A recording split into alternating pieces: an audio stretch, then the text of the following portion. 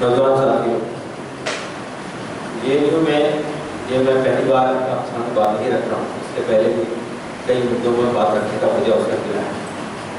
JNU की ये विशेषता है कि समाज में भारत के किसी भी हिस्से में कहीं किसी पर दमन होता है, किसी का शोषण होता है, किसी पर जुल्म होता है, तो उसकी आह यहाँ सुनाई।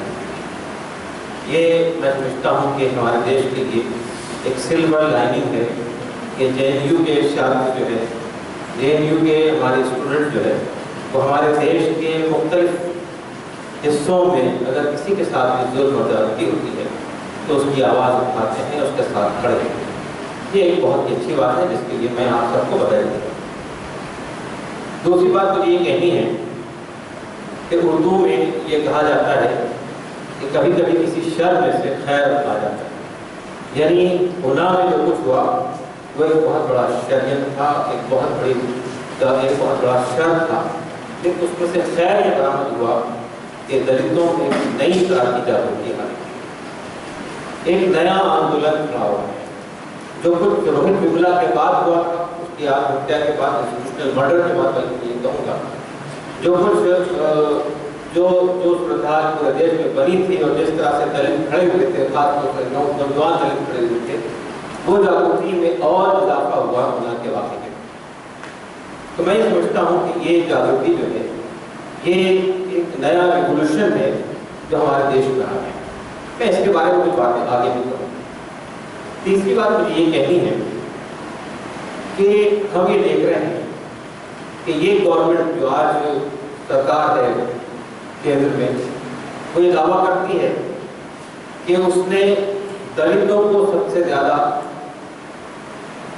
सीटें दी हैं पार्लियामेंट दूसरी पार्टियों के साथ। वो ये दावा करती है कि उसकी जो मिनिस्ट्री है सोशल जस्टिस की, उसमें दलितों के लिए बहुत सारी स्कीमें इस सरकार ने जारी की हैं जो उसके पहले थी। लेकिन ये भी एक हकीकत है कि अगर आप नेशनल क्राइम ब्यूरो के रिकॉर्ड देखेंगे तो 2014 के बाद दलितों पर एट्रोसिटीज का, क्राइम अगेंस्ट दलित का जो है ग्राफ बहुत तेज से आगे बढ़ा है। ये रिकॉर्ड बताते हैं, मैं कोई अपने देश अपने दिल से बात नहीं कह रहा हूँ। अगर आप नेशनल क्राइम ब्यूरो के रिकॉर्ड देखेंगे, स्टैटिस्टिक्स देखेंगे, तो आपको मालूम होगा कि दलित महिलाओं पर रेप के वाक़यात बढ़ गए, दलितों के साथ अत्याचार हो रहा है, और अभी ये रिसेंट आंकड़ा ये बताता है कि हर 18 मिनट के ऊपर एक क्राइम अगेंस्ट दलित होता है। तो ये रिकॉर्ड ये बताते हैं कि आपकी जो मानसिकता है, आपका जो दलितों का व्यवहार है, वो पब्लिक के सामने है। आपकी स्कीमें, आपकी मिनिस्ट्री, आपके एमपी जिनको आपने पिकअप किया है, जो आपके बंधा मजबूर है, वो ये नहीं दर्शाता है कि आपके जरिए से जो है दलितों का कोई फायदा हो। तो ये बात भी हमारे सामने रहनी चाहिए। तीसरी बात मुझे ये कहनी है कि आज फासीवाद की एक तरीका होता है काम करने का। वो सिंबल को लेता है और सिंबल के नाम पर इश्यूज को खड़ा करता है, सिंबल के नाम पे लोगों को लड़ाता है, सिंबल के नाम पे भावनाओं को भड़काता है।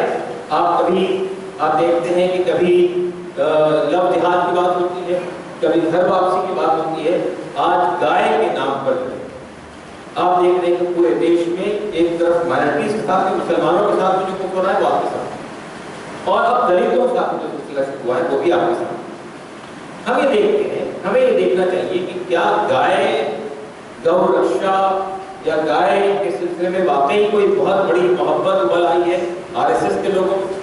क्या गाय से वाकई इन लोगों को वो चाहत है जैसा कि दिखाते हैं बीजेपी के लोगों को? अगर आपको ये देखना है तो राजस्थान में जो हिंगोलिया की गौशाला है, वहाँ पर जनवरी से अब तक 8000 से गाय मर चुकी। क्यों? इसलिए उनको चारा नहीं, इसलिए उनको पानी नहीं मिल रहा है, और ये चारा और पानी के नाम पर करोड़ों रुपया जो सैंक्शन किया जा रहा है, ये लोग डका दिए खाए जा रहे हैं। तो ये उस क्षेत्र की बात है, उस सूबे की बात है, उस स्टेट की बात है जहां बीजेपी। और फिर हम ये देखते हैं कि गौ रक्षा के नाम पर पंजाब की एक सुरखाल सामने आई है कि ये जो गौरक्षक है ये लोगों से पैसे वसूल करते हैं। ये ट्रक को रोकते हैं, जो जानवर जाते हैं, ट्रांसपोर्ट एक्सपोर्ट होता है, ट्रांसपोर्ट होता है, तो जानवरों को रोककर उनसे पैसा लेते हैं और छोड़ देते हैं। तो ये एक धंधा शुरू हो गया। हमारे प्रधानमंत्री कहते हैं कि ये जो गौरक्षक है, बड़ी देर के बाद उनकी आवाज निकली, तो यानी हर तरह से अखलाक के मामला हो गया, राजस्थान का मामला हुआ, इसके अलावा झारखंड का मामला हुआ, लेकिन उन्होंने चुप्पी साध ली। बहुत देर बाद चुप्पी टूटी तो ये कहते हैं कि दलितों को मत मारो, मुझे मारो। क्या मतलब हुआ इसमें? एक प्रधानमंत्री देश का ये कह रहा है। आपको ये कहना चाहिए कि अगर आप ये कहते हैं कि ये गौरक्षक नहीं है बल्कि ये गुंडे लोग हैं, ये क्रिमिनल है, ये रात में अंधेरे में क्राइम करते हैं और दिन में गौरक्षक बन जाते हैं, आपके अल्फाज नहीं। अगर ये बात सही है तो आपको ये कहना चाहिए कि हम उनके खिलाफ कानूनी कार्रवाई करें। आपको ये कहना चाहिए कि हम उनको बर्दाश्त नहीं करेंगे। आपको ये कहना चाहिए हम उनको जेल भेजेंगे। आप कहते हैं उनको मत मारो, मुझे मारो। क्या मतलब इसका? यानी गुंडागर्दी करो।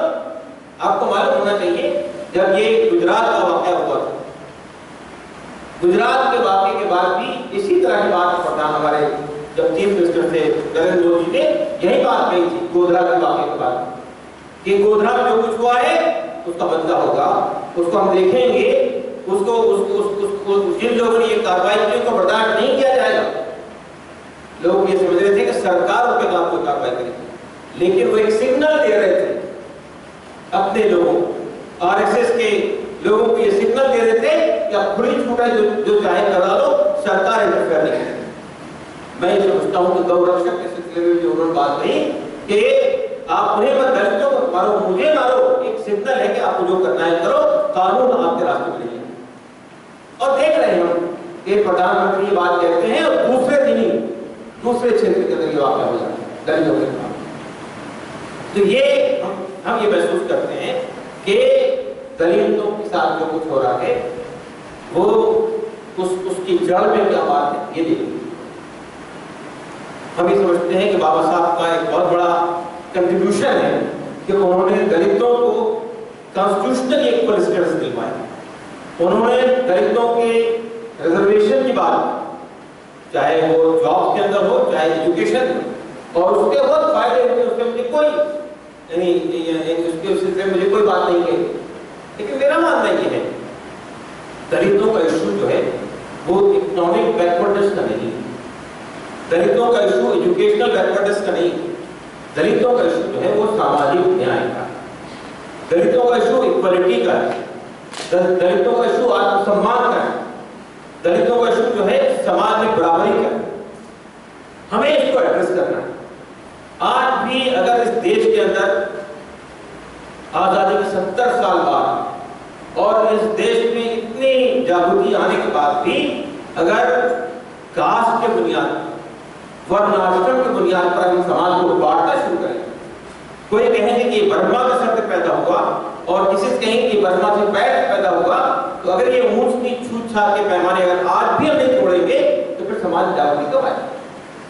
असल सवाल ये है, असल सवाल ये है कि ये जो कास्ट सिस्टम जिसमें हमने समाज को बांट रखा है, इस कास्ट सिस्टम को जब तक आप एड्रेस नहीं करते, जब तक कि आप ये इस बात को एड्रेस नहीं करते कि तमाम इंसान बराबर है, धर्म के आधार पर कोई छोटा कोई बड़ा नहीं होता। धर्म से अगर इसको सेंसर मिला हुआ है तो उसको भी एड्रेस किया जाना चाहिए। कोई छोटा कोई बड़ा नहीं होता है। मैं जिस मजहब को मानने वाला हूं वो ये कहता है कि सब लोग एक आदम और एक हव्वा की औलाद हैं।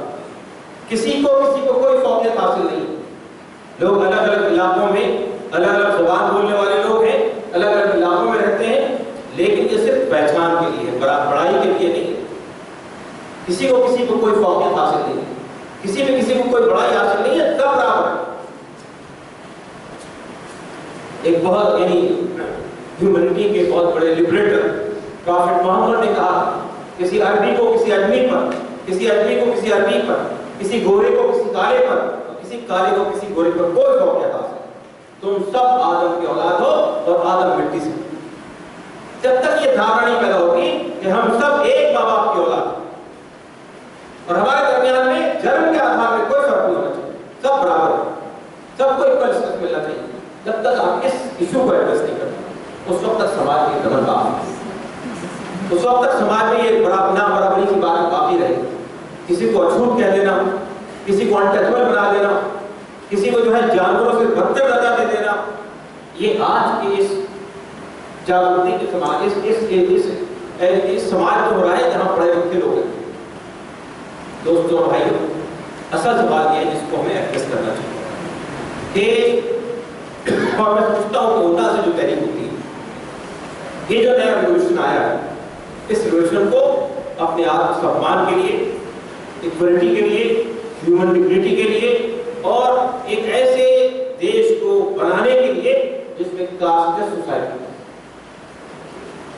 यहाँ पर वो लोग बैठे हैं जो समझते हैं कि हमें क्लासलेस सोसाइटी बनानी चाहिए, लेकिन हमें पहले कास्टलेस सोसाइटी की तवज्जो देनी चाहिए। इसलिए कि हमारे देश में जो जुल्म होता है, जो दमन होता है, वो कास्ट की बुनियाद पर होता है। हर बड़ी जात का आदमी छोटी जात के लोग छोटा समझता है। ये यानी पूरे कई लेयर्स के अंदर भी ये जो दमन हो रहा है, कई लेयर्स के अंदर जो हमने समाज को बांट रखा है, जब तक आप इसको एड्रेस नहीं करेंगे उस वक्त तक कि हम समाज से इस अन्याय को, इस नाबराबरी को, इस छूतछात को जब तक हम खत्म नहीं करेंगे उस वक्त तक इस जुल्म का हाथ नहीं चलेगा। दोस्तों साथियों, हम और आप सबको खड़ा होना चाहिए एक ऐसे समाज के निर्माण में जिसमें सबको बराबरी हासिल हो, सबको इक्वल अवसर हासिल हो, सबको आगे बढ़ने के समान अवसर हासिल हो, सबको हमारे संविधान ने जो इक्वलिटी दी है, हमारे संविधान ने जो आज़ादी दी है, वो सबको मिलनी चाहिए। चाहे वो किसी भी गांव में, किसी भी देहात में, किसी भी छोटे इलाके में रहता हो, उसको भी बराबर इक्वल एक्सेस मिलना चाहिए। इस काम के लिए हमें और आप सबको मिलकर लड़ाई लड़नी चाहिए और एक ऐसे समाज के निर्माण की कोशिश करनी चाहिए। धन्यवाद।